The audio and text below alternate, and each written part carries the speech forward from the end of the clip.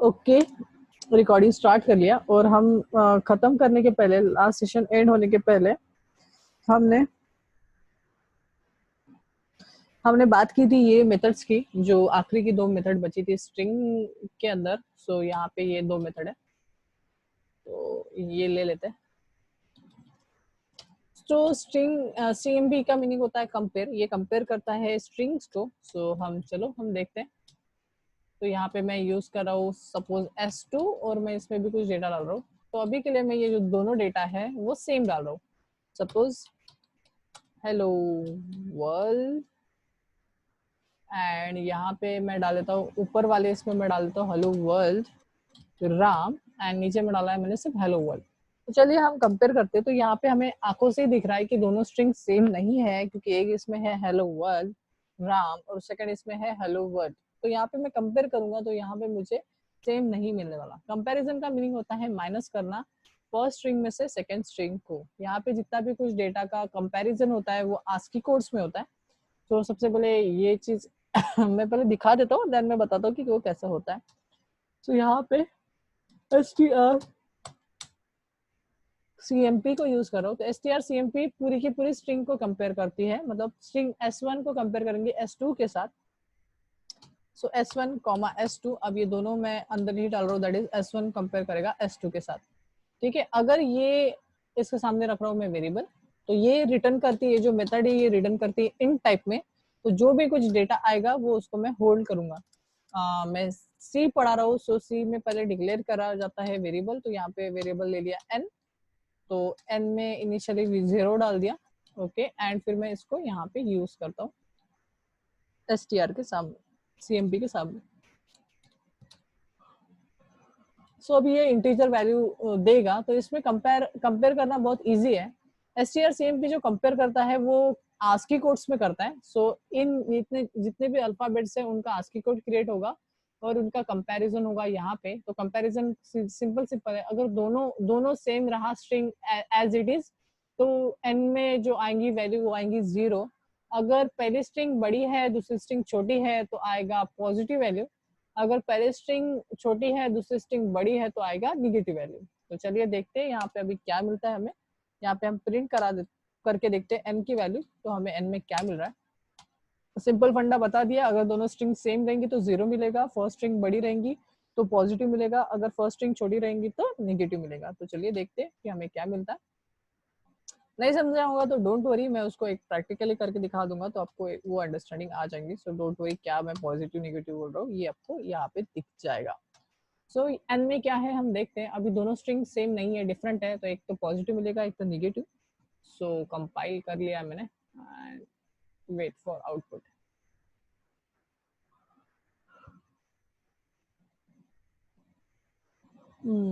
Okay, so you can see यहाँ पे जो आउटपुट आया है ये 1 आया है। ये है पॉजिटिव नंबर, मतलब पहली स्ट्रिंग जो थी वो क्या थी, बड़ी थी एंड सेकंड स्ट्रिंग जो थी वो छोटी थी।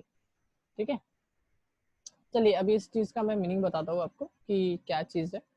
तो यहाँ पे थ्योरी में दिखा देता हूँ पहले।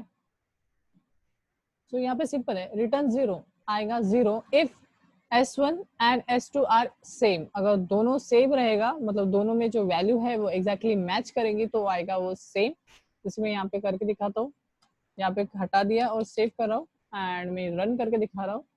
तो आपको मिलेगा 0, क्योंकि वो S1, देखिए यहाँ पे नीचे आ जाओ, आप देख सकते हो कि आंसर मिला है मुझे 0, क्योंकि दोनों स्ट्रिंग क्या है, सेम है। तो अगर हमें देखना है कि दोनों स्ट्रिंग सेम है या नहीं है, अगर सेम है तो हमें 0 मिलेगा, अदरवाइज हमें क्या मिलेगा, वो डिफरेंस मिलेगा। ठीक है, सेकंड बोला है इफ लेस देन 0, हमें जो वैल्यू मिलेंगी लेस देन 0 मिलेंगी कब, जब स्ट्रिंग S1 छोटा रहेगा S2 से। देन उसके बाद greater than 0 if S1 is bigger than S2। ठीक है, तो ये इस तरीके से हमारा स्ट्रिंग वाला फंडा काम करता है। सॉरी, तो यहाँ पे मैं पहले ASCII दिखा देता हूँ और ASCII होता क्या है वो समझा देता हूँ। अब ये चीज यश ने आज सुबह देखा और अभी फिर से वही पढ़ रहा है वो यश। ओके, सो ये होता है ASCII। अब ASCII का जो फुल फॉर्म है that is nothing but American standard code for information interchange. दो टाइप के कोड्स होते हैं, एक है ASCII और सेकंड है यूनिकोड। तो यूनिकोड अभी चल रहा है रिसेंटली एंड बट सी जो है वो आउटडेटेड लैंग्वेज, आउटडेटेड मतलब आउटडेटेड नहीं, ओल्ड लैंग्वेज है। और ओल्ड लैंग्वेज जो सपोर्ट करती है टेबल को उसको बोला जाता है ASCII टेबल।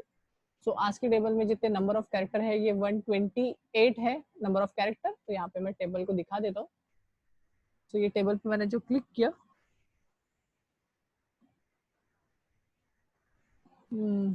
ये सभी कैरेक्टर ASCII में आते हैं। सो डरने की बात नहीं है, ये जो दिखा रहा हूँ ये कुछ नया चीज नहीं है। कीबोर्ड में जितनी भी कीज होती है ये सभी कीज का एक नंबर रिप्रेजेंटेशन होता है डेसिमल में।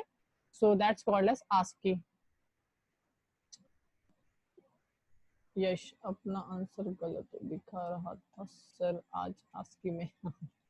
यस यस, हाँ वो यूनिकोड के लिए था इसलिए वो गलत दिखा रहा था, बट ASCII में वो गलत नहीं दिखाएगा। ठीक है, सो यहाँ पे ASCII टेबल है। ASCII टेबल कैसे काम करता है मैं दिखा देता हूँ, इसको थोड़ा बड़ा करके समझा भी देता हूँ। अरे क्या हो गया,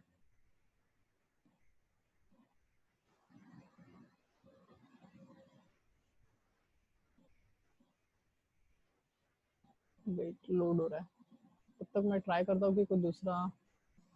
ओके ये वाला,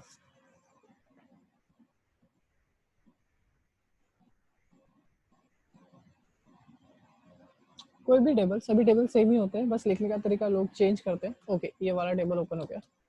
तो ASCII कीवर्ड का मीनिंग सिंपल है, कीबोर्ड के ऊपर जितने भी कीज है जब भी आप प्रेस करते हो, फॉर एग्जांपल अगर आप प्लस प्रेस करते हो तो उसकी जगह पे जो नंबर जाता है कंप्यूटर के पास, सीपीयू के पास, वो होता है 43। एज डेसिमल में अगर देखोगे तो 43 होता है। ठीक है, अगर आप कैपिटल ए प्रेस करते हो तो उसके लिए इक्विवेलेंट नंबर जाता है सीपीयू के पास 65। अगर आप स्मॉल ए प्रेस करते हो तो उसके लिए जो इक्विवेलेंट नंबर जाता है वो 97 जाता है। ठीक है, सो ये है सारे ASCII कोड। तो जितने भी कीबोर्ड के ऊपर बटन्स होती है ये सारे बटन्स का ASCII कोड होता है। ठीक है, वो ASCII कोड जो होते हैं वो डेसिमल में भी आप देख सकते हो, उसका रिप्रेजेंटेशन हेक्साडेसिमल में भी, ऑक्टल में भी और HTML में भी। तो ये सारे नंबर इस स्पेशल सिंबल्स, जितने भी सिंबल्स हैं या फिर बटन्स है उनका रिप्रेजेंटेशन है। तो ये आप बोल सकते हो कि वो उसके इक्विवेलेंट नंबर है। आप जब भी जो भी कैरेक्टर प्रेस करते हो तो वो कैरेक्टर नहीं जाता सीपीयू तक, उसका इक्विवेलेंट नंबर जाता है। एंड यहाँ पे जब भी आप कंपेयर भी करते हो या फिर कोई भी सिस्टम में डेटा डालते हो तो उस टाइम भी वैसा ही सारा चीज होता है। फॉर एग्जाम्पल यहाँ पे मैं अगर ए डाल दूं कैपिटल में और यहाँ पे डाल दूं सॉरी स्मॉल लेटर में और सेकंड में डाल दूं कैपिटल में ए, तो यहाँ पे ये दोनों स्ट्रिंग हमारे लिए तो ए ही है। मतलब S1 में भी ए है एंड S2 में भी ए है, बट एज अ कंप्यूटर ये दोनों स्ट्रिंग उसके लिए सेम नहीं है, क्योंकि जो ऊपर वाला है ये स्मॉल ए है। तो स्मॉल ए का रिप्रेजेंटेशन उसके नजर में, स्मॉल ए का रिप्रेजेंटेशन है 97 एंड कैपिटल ए का रिप्रेजेंटेशन है 95। एंड कंपेयर में वो क्या ही करता है, कंपेयर में सिर्फ और सिर्फ वो ऐसा कर रहा है, मतलब माइनस कर रहा है, स्ट्रेट फॉरवर्ड माइनस। तो कैपिटल ए का था 97, तो 97 माइनस क्या करेगा, सॉरी स्मॉल लेटर का जो था वो 97 था एंड कैपिटल का जो था वो 63। देख लेते हैं, कैपिटल का जो था वो 65 था। सो ये कंपैरिजन करता है। सो जो भी आंसर आएगा तो वो यहाँ पे डिफरेंस में हमें एन के अंदर मिलेगा। ठीक है, सो कैलकुलेट कर लो मैन्युअली। ठीक है, और यहाँ पे हम करके देखते हैं। सो ऑफकोर्स बात है आंसर जो आएगा वो पॉजिटिव में आएगा। ठीक है, तो देखिए हमें पॉजिटिव में मिला है क्योंकि हमारा पहला और दूसरा क्या बोलते जो नंबर है वो क्या बोला था मैं, हाँ पॉजिटिव में आया क्योंकि जो फर्स्ट नंबर है ये बड़ा है और सेकंड नंबर जो है वो छोटा है। मतलब फर्स्ट स्ट्रिंग बड़ी है एंड सेकंड स्ट्रिंग जो है वो छोटी है। अगर मैं इसको उल्टा कर दूं तो यहाँ पे ये जो ए है कैपिटल ए मतलब छोटा नंबर हो जाएगा, मतलब यहाँ पे कुछ इस तरीके से हो जाएगा 65 माइनस 97, बिकॉज जो स्मॉल अल्फाबेट है उसका नंबर बड़ा है एंड कैपिटल का छोटा है। यहाँ पे मैंने फिर से किया तो यहाँ पे निगेटिव नंबर मिलेगा। क्यों ऐसा, क्योंकि मेरा S1 जो है वो स्मॉल है एंड S2 जो है वो बड़ा है। तो इसका जो भी आंसर आएगा वो क्या रहेगा, निगेटिव में रहेगा। तो आंसर मुझे मिलेगा -1। तो प्रिंट करते हैं। नाउ यू कैन सी, देखिए हमें जो मिल रहा है आउटपुट दैट इज -1। सो अगर फर्स्ट स्ट्रिंग बड़ी रही तो हमें मिलता है +1, अगर फर्स्ट स्ट्रिंग छोटी रही तो हमें मिलता है -1। अगर मैं दोनों सेम रखूं तो मुझे क्या मिलेगा? 0। ऑफ कोर्स बात है, देखिए मैं दोनों को सेम रख रहा हूँ तो कैपिटल के लिए था मेरा 65, तो 65 - 65 तो आंसर आएगा 0। तो इसलिए हमें जो कंपैरिजन में मिलता है वो एक तो पॉजिटिव मिलता है, एक तो नेगेटिव मिलता है, अदरवाइज 0 मिलता है। तो ये चीज हमें याद रखनी है। ये अगली भी प्रोग्रामिंग लैंग्वेज, कोई भी प्रोग्रामिंग लैंग्वेज पढ़ोगे उसमें भी ऐसा ही होगा, बट जो मेथड है strcmp वो ऐसे नहीं आएंगी, वो कुछ अलग तरीके से रहेंगी, ठीक है। सो मेथड की तरफ मत जाओ कि वो लिखने का तरीका तो चेंज होगा, हमेशा ही चेंज होता है। सो वैसा का वैसा तो नहीं आएगा, बट ये जो फंक्शन है या फिर आप बोल सकते हो मेथडोलॉजी, वो वैसे ही चलेंगे, ठीक है। सो अगर फर्स्ट स्ट्रिंग बड़ी होती है तो पॉजिटिव आ जाएगा, फर्स्ट स्ट्रिंग छोटी होती है तो निगेटिव आ जाएगा, अगर दोनों स्ट्रिंग सेम है तो 0 मिलेगा। ये वाला फंडा सभी प्रोग्रामिंग में सेम ही है। Okay, so that is nothing but strcmp। Second होता है strcmp में भी एक और टाइप है, फंक्शन है, that is nothing but strncmp। n मतलब नंबर कंपेयर। तो यहाँ पे सपोज मैंने लिख दिया हेलो वर्ल्ड, जैसे हमने इसके पहले भी लिखा था हेलो वर्ल्ड, एंड इसके अंदर लिख दिया एस्ट्रिक्स हेलो वर्ल्ड। ओके, सो ये दोनों स्ट्रिंग हमारे लिए तो डिफरेंट है, क्योंकि ऑफ कोर्स बात है, पहली जो स्ट्रिंग है वो हेलो वर्ल्ड एस्ट्रिक है, एंड सेकंड जो स्ट्रिंग है वो हेलो वर्ल्ड है। सो यहाँ पे तो आपको पता है आंसर जो आएगा वो 1 आएगा, पॉजिटिव 1 आएगा, बिकॉज फर्स्ट स्ट्रिंग बड़ी है, सेकंड स्ट्रिंग छोटी है, ठीक है। अभी इसने नंबर दे दिया, ये भी बड़ा अजीब है। अभी तक वो -1 और +1 चल रहा था। अच्छा, n ले लिया मैंने, नंबर, हाँ गुड, नंबर वाला था, ठीक है, सॉरी गलत हो गया था मेरा। ओके, एंड फिर से एक बार, एंड यू कैन सी मेरा जो फर्स्ट स्ट्रिंग है वो पॉजिटिव है और सेकंड स्ट्रिंग जो है वो छोटा है, मतलब फर्स्ट स्ट्रिंग बड़ा है और सेकंड स्ट्रिंग छोटा है, इसलिए मेरे को +1 मिला है। ओके, तो ये हमें समझ गया। तो मतलब हाँ, ये दोनों स्ट्रिंग जो है वो सेम नहीं है, क्योंकि अगर वो सेम होती तो मुझे 0 मिलता था, ठीक है। तो यहाँ पे हम क्या कर सकते हैं, पर्टिकुलर एरिया तक भी कंपेयर कर सकते हैं। मतलब बोल रहा हूँ एनसीएमपी, तो एनसीएमपी का होता है नंबर तक कंपेयर करना। तो मैं बोल रहा हूँ कंपेयर को कि पूरा पूरा मत कंपेयर करो, दोनों को कंपेयर करो सिर्फ और सिर्फ इस रेंज तक। तो ये जो रेंज है वो 11 है, हमने तभी काउंट किया था। सो हेलो और वर्ल्ड का अगर काउंट करो तो 11 है, क्योंकि हेलो वर्ल्ड 5 कैरेक्टर का है और वर्ल्ड भी, जो वर्ड है वो भी 5 कैरेक्टर का है, और एक स्पेस को अगर काउंट करें तो टोटली वो 11 इसका होता है। सो यहाँ पे strncmp जो मेथड है ये 3 आर्गुमेंट लेती है। पहला और दूसरा होता है क्या कहते हैं, दोनों स्ट्रिंग, और तीसरा होता है कहाँ तक कंपेयर करना है। तो मैं बोल रहा हूँ 11 कैरेक्टर तक, मतलब 11 इंडेक्स तक ही उसे कंपेयर करना है, तो वो उतने तक कंपेयर करेगा। अगर दोनों स्ट्रिंग सेम रहेंगी तो वो सेम चीज 0 देगा, अदरवाइज उसका डिफरेंस देगा पॉजिटिव या फिर निगेटिव में। तो देखिए यहाँ पे हमारी जो दोनों स्ट्रिंग है वो सिमिलर है, क्योंकि इस नंबर ऑफ कैरेक्टर तक, इस नंबर ऑफ इंडेक्स तक दोनों स्ट्रिंग एग्जैक्टली मैच कर रही है, तो उसने मुझे 0 दे दिया। बट इसमें मैं कुछ भी चेंजेस करूंगा तो वो उसका डिफरेंस देगा, और इस बार नंबर में डिफरेंस देगा, मतलब एक्चुअल हमें वैल्यू मिलेंगी कि कितने से उसने डिफरेंस क्रिएट किया है। तो मैंने यहाँ पे दोनों तो हेलो वर्ड ही है, बस नीचे वाले हेलो में मैंने एच को कैपिटल कर दिया, तो यहाँ पे मेरे को उसका डिफरेंस बताएगा माइनस या फिर प्लस में। तो यहाँ पे जो डिफरेंस है वो +32 बताया है उसने, क्योंकि एच जो स्मॉल जो एच है उसका साइज, मतलब उसका वैल्यू बड़ा होता है as compare to small H, क्योंकि हमने टेबल में ही देखा है। तो ये तो था उसका डिफरेंस। अगर आपको ये चीज समझी नहीं है तो मैं स्ट्रेट फॉरवर्ड छोटा करके आपको दिखा देता हूँ, और फिर हम एक्चुअल में करेंगे, ठीक है। 1 मिनट मेरे को पानी पीने दो, फिर मैं बताता हूँ उसको।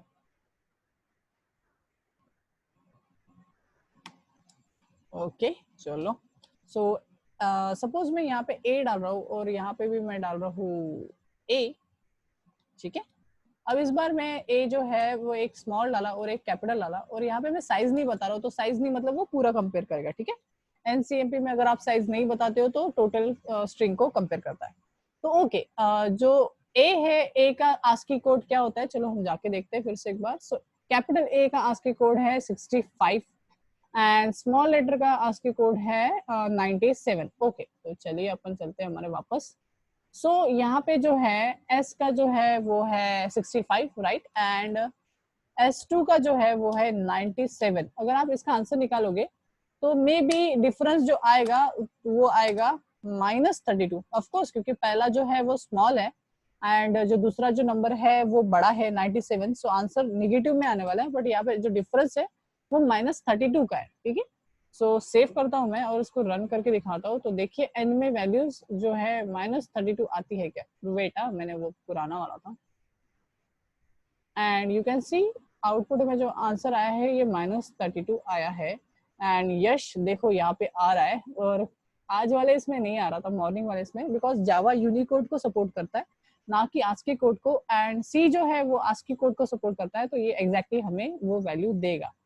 सो ये तो था निगेटिव के लिए, बट अगर मैं यहाँ पे उल्टा कर देता हूँ तो क्या हो जाएगा, ए जो है 97 है एंड कैपिटल ए जो है वो 65 है, तो ऑफकोर्स बात है हम 97 में से 65 को माइनस करेंगे तो हमें पॉजिटिव नंबर मिलेगा, वो भी 32। सो यहाँ पे कर दिया हमने 65, तो ये जो नंबर मिलेगा वो पॉजिटिव 32 ही मिलेगा। सेव करते हैं और रन करके एक बार देखते हैं, एंड यस हमें वही मिला है, दैट इज +32। अगर मैं दोनों कैरेक्टर सेम रखता हूँ, फॉर एग्जाम्पल दोनों को मैं स्मॉल ए रखता हूँ, तो क्या हो रहा है 97 माइनस 97, तो आंसर हमें मिलता है 0। तो फिर से एक बार हम करके देखते हैं। तो n जो है वो पर्टिकुलर नंबर भी बताता है। सो व्हाट इज NCMP, दोनों में डिफरेंस है। अगर आप STR-CMP यूज करोगे तो वो सिर्फ और सिर्फ पॉजिटिव या फिर निगेटिव, +1 या फिर -1 या फिर 0 रिटर्न करता है। जबकि जबकि STR-NCMP पर्टिकुलर स्ट्रिंग तक भी कंपेयर कर सकते हो आप, या फिर अगर आप नंबर नहीं बताते हो तो पूरा पूरा स्ट्रिंग भी कंपेयर करता है, और वो साथ साथ में एक्चुअल डिफरेंस बताता है कि स्ट्रिंग S1 और स्ट्रिंग S2 में कितना डिफरेंस है, पॉजिटिव है या निगेटिव है वो तो पता चलता ही है, साथ साथ में कितने नंबर में डिफरेंस है ये भी हमें पता चलता है। सेकेंड क्वेश्चन होता है स्टूडेंट का, क्या सर मेरे को आस्की कोड याद रखना पड़ेगा? नहीं, यहाँ पे तो ये वाला आस्की कोड मेरे को खुद को याद नहीं, मैंने खुद ने अभी 3 से 4 बार इस कोड को देखा और मैं हमेशा यूज करता हूँ, स्टिल मुझे ये आस्की कोड पता नहीं है, तो इसको याद करने की जरूरत नहीं होती। जब अपने को नीड लगेगा तब यहाँ पे आके गूगल कर लेना है, गूगल याद रखता है हमारे लिए। सो आस्की कोड को याद रखने की जरूरत नहीं है, क्योंकि यहाँ पे 128 कैरेक्टर्स है और 128 कैरेक्टर्स के लिए नंबर को याद रखना मतलब पॉसिबल नहीं है। हाँ, आपको अगर थोड़ा थोड़ा याद रखना है तो आप कैपिटल ए और स्मॉल ए का क्या बोलते हैं याद रख सकते हो, क्योंकि इन फ्यूचर किसी ने पूछा ASCII code A capital A का क्या है और स्मॉल ए का, so you can tell it, ठीक है। ये बाकी आपको याद रखने की जरूरत नहीं है, सो ये नेट पे अवेलेबल है। आस्की कोड से बड़ा होता है यूनिकोड, जो कि लेटेस्ट है, एंड लेटेस्ट वाली जितनी भी प्रोग्रामिंग लैंग्वेज है वो यूनिकोड को सपोर्ट करती है, ना कि आस्की कोड। अब ऐसा क्यों? क्योंकि कीबोर्ड में और भी बहुत सारी बटन्स आ चुकी है, इसके अलावा वो ट्रेडिशनल कीबोर्ड था जिसके वो आस्की कोड थे। So what is ASCII code? ASCII code is nothing but American standard code for information interchange. World में जितने भी सारे कीबोर्ड बनते हैं वो सारे इस टेबल को ही देखते हुए बनते हैं। एंड अभी जो लेटेस्ट जो है that is Unicode, that is universal transfer Unicode, that is universal codes. तो यूनिवर्सल कोड पूरे वर्ल्ड के कीबोर्ड को ध्यान में रखते हुए बनाया गया था, जबकि आस्की कोड अमेरिका ने खुद ने बनाया था, और फिर बाकी पूरे वर्ल्ड ने उसको यूज करना स्टार्ट किया था। बट यूनिकोड जो है वो सभी जितनी भी कंट्रीज थी उनका इनपुट लेते हुए यूनिकोड को बनाया गया था, मतलब सभी ने अपना इनपुट दिया था और उसको अप्रूवल मिला था, देन फिर यूनिकोड क्या बोलते यूज में आता है। तो अभी यूनिकोड यूज में आता है, ना कि ASCII code. ASCII code outdated हो गया है। पर हाँ, C programming language old programming language होने की वजह से वो उसको फॉलो करती है आस्की कोड को, ना कि यूनिकोड को, क्योंकि हमने एग्जैक्टली हमें आंसर मिला। ओके, तो ये था पूरा हमारा स्ट्रिंग। स्ट्रिंग में सिर्फ एक बचा है उसका यूज करना। मैंने कंपेयर वाली मेथड तो बता दिया, बट कंपेयर का यूज करना मतलब यहाँ पे एक प्रोग्राम है वो दिखा देता हूँ। सो प्रोग्राम है प्रोग्राम फॉर पैलिंड्रोम। सो यहाँ पे व्हाट इज पैलिंड्रोम, सबसे पहला तो है कि पैलिंड्रोम क्या होता है। तो क्या है पैलिंड्रोम? पैलिंड्रोम क्या होता है? पैलिंड्रोम पता है पैलिंड्रोम क्या होता है?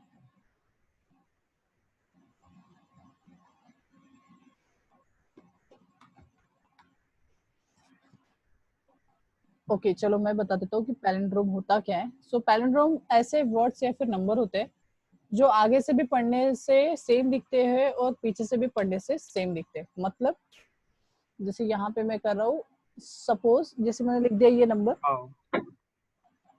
जैसे ये नंबर लिख दिया 1 2 3 2 1, तो ये नंबर जो है इसको बोला जाता है पैलिंड्रोम।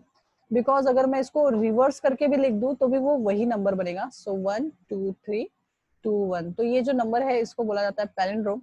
वैसे ही वर्ड्स भी होते हैं बहुत सारे जो होते हैं पैलिंड्रोम। फॉर एग्जाम्पल मैडम, तो ये भी एक पैलिंड्रोम है, बिकॉज उल्टा भी लिखूंगा तो भी वही होगा, मैडम ही होगा।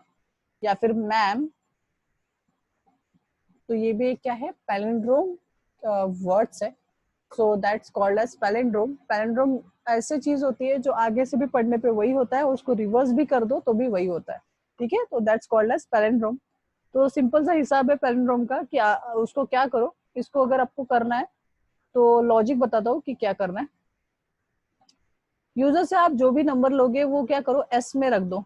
जो भी यूजर डालेगा, सपोज यूजर ने डाल दिया मैम, और उसको कंपेयर करना है कि ये जो स्ट्रिंग है वो पैलिंड्रोम है या नहीं है, तो ये यूजर ने डाला है S1 में। तो क्या करो, यहाँ पे और एक हमारे पास मेथड है, चलो मैं दिखा देता हूँ। पहले मैं दिखा देता हूँ उस मेथड को। सो मेथड का नाम है strrev। तो यहाँ पे पढ़ने से भी आपको समझ में आना चाहिए कि strrev का मीनिंग क्या होता है। rev का मीनिंग है रिवर्स करना। क्या करना, रिवर्स करना, वो स्ट्रिंग को रिवर्स कर देता है। तो हम क्या करेंगे, और एक स्ट्रिंग लेंगे दैट इज S2, और हम क्या करेंगे strrev, that is reverse, strrev मतलब रिवर्स S1, मतलब इस चीज को हम रिवर्स कर देंगे। ठीक है, अब इस चीज के लिए मैं आपको कोई दूसरा वर्ड लेता हूँ। अभी फिलहाल के लिए अज्यूम करो कि मैडम नहीं है, ABC है।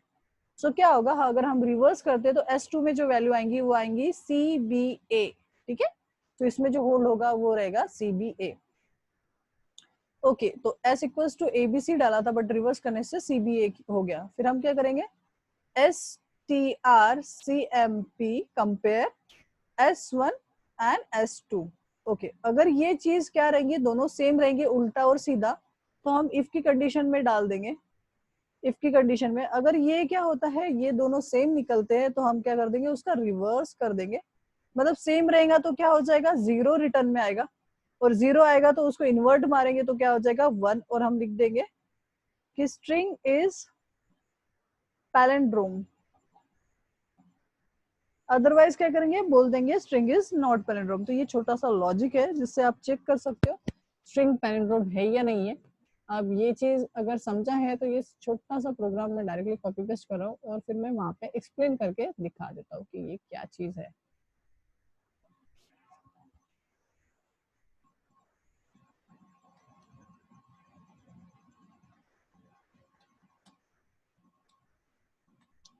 तो हमने कर दिया इसको कॉपी, एंड यहाँ पे जाके हम कर देते पेस्ट। तो देखिए हमने क्या किया है, हमने बनाया है कैरेक्टर टाइप ऑफ एरे, मतलब स्ट्रिंग है दो, एक बनाया, एक का नाम रखा 1 और दूसरे का नाम रखा 2, दोनों 10-10 इसके ले लिया। यूजर से स्ट्रिंग मांग रहे हैं, सो यूजर से जो भी स्ट्रिंग आएंगे उसको 1 में रखा। देन 1 में करने के बाद मैंने क्या कर दिया, कॉपी कर दिया, मतलब दोनों होने चाहिए इसलिए कॉपी किया। दैट इज फर्स्ट 1 में मैंने डेटा लिया था उसको कॉपी कर दिया सेकंड वाले में। देन उसके बाद दोनों में से किसी एक को क्या कर दिया, रिवर्स कर दिया, मतलब घुमा दिया। ठीक है, घुमाने के बाद हमने क्या किया, कंपेयर किया। अगर कंपेयर में इक्वल्स टू, अगर कंपेयर में 0 आया मतलब दोनों सेम है तो हम बोलेंगे, अगर इक्वल्स टू 0 है तो बोलेंगे inter string is palindrome, otherwise else में डालेंगे inter string is not palindrome. Save करते हैं, रन करके देखते हैं। सो डाल रहा हूँ 1 2 3 2 1, सो ये पैलिंड्रोम है। सो बोल रहा है inter string is palindrome string, and वैसे एक्चुअली मैंने नंबर डाल दिया, एक्चुअली वहाँ पे तो स्ट्रिंग डालना था। सो डाल देते हैं मैडम। तो madam is a palindrome string, और एक नॉन पैलिंड्रोम स्ट्रिंग भी डाल के चेक कर लेते हैं।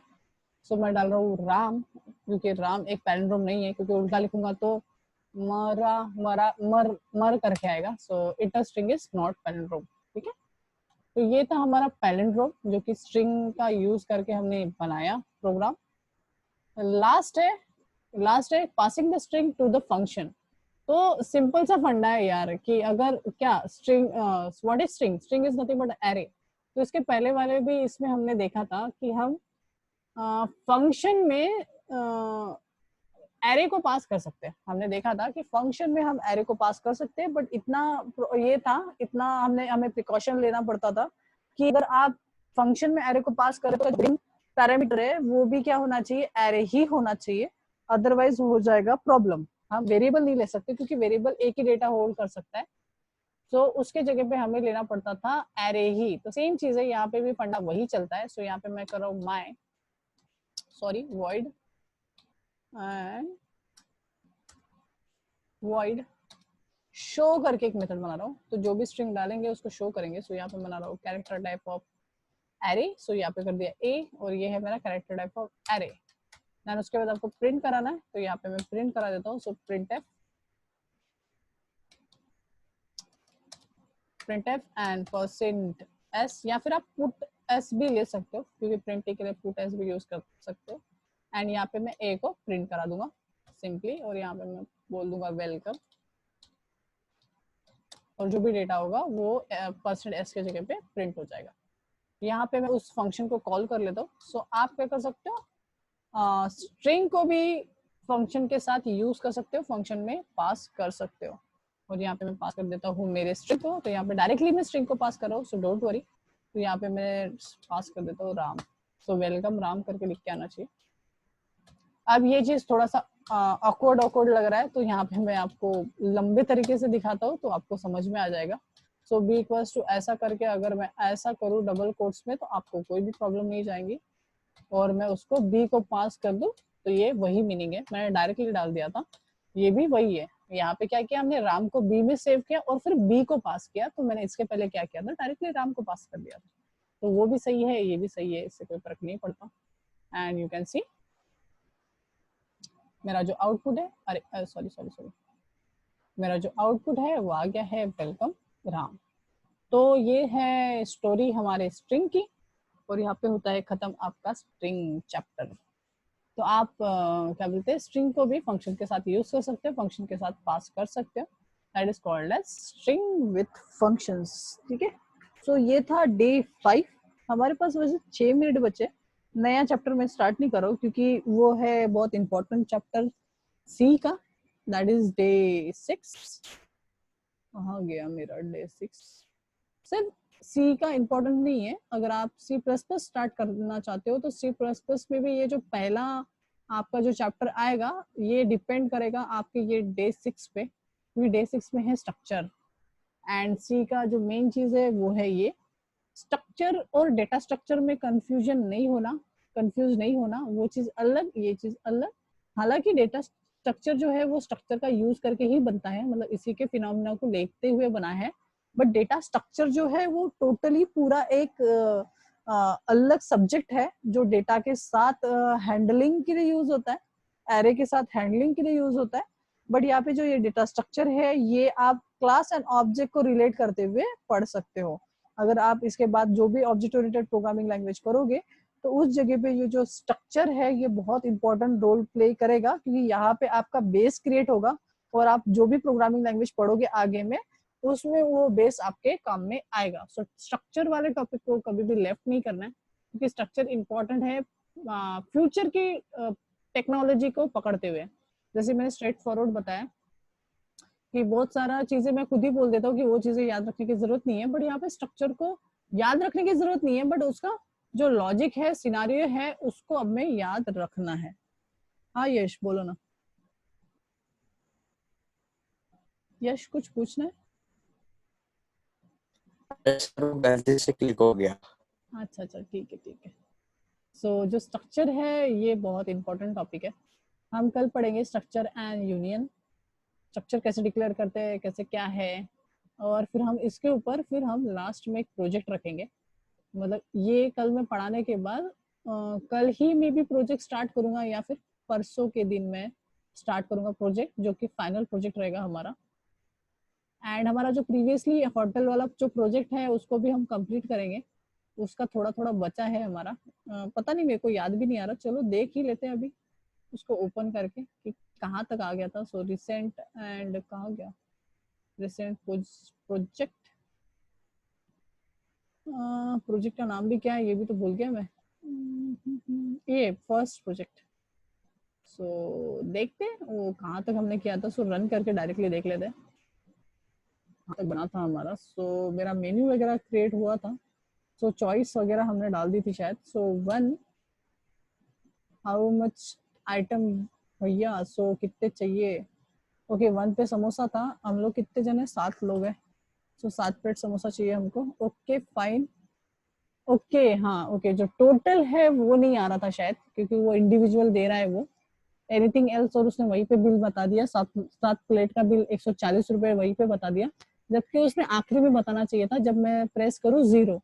तो हाँ ये थोड़ा बचा है, सो इसको भी हम कंप्लीट करेंगे क्योंकि देखो मैं टी ले रहा हूँ फिर से 7 लोगों के लिए, एंड वो वहीं पे उसने 35 रुपए दे दिया, जबकि उसने ऐड करना चाहिए था प्रीवियस वाले में 140 प्लस 35, और उसने मेरे को जब मैं 0 प्रेस कर रहा हूँ तो एग्जिट करने के वक्त थैंक यू फॉर विजिटिंग भी पहले उसने बिल प्रिंट करना चाहिए था। सो ये हम करेंगे। यस अथर्व बोलिए। हेलो सर, वो एक्चुअली आपने असाइनमेंट के वहाँ पे कमेंट डाला है, मैंने अभी पढ़ा कि कंपाइलर पे करो। तो सर मैंने एक्चुअली वो 5-6 असाइनमेंट करके रखे हैं सर।